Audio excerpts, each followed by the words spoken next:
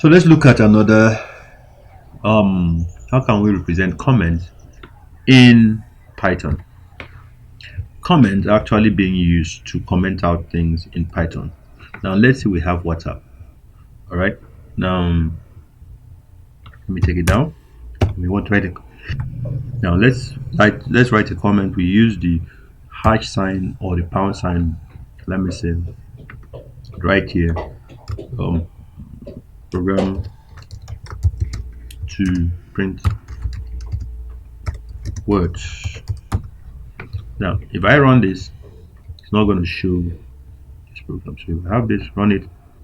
It's just showing WhatsApp. It's not showing what's happening over here.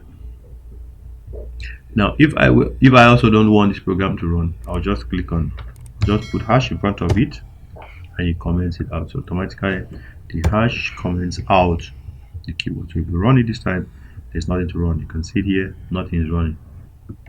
Nothing is running at all. Right here, print, nothing runs.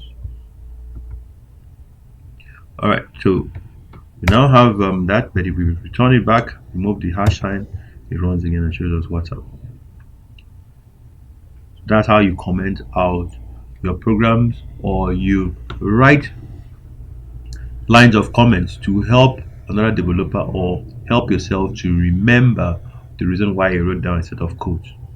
Because in programming, commenting is one of the basic skills that must be learned by a developer.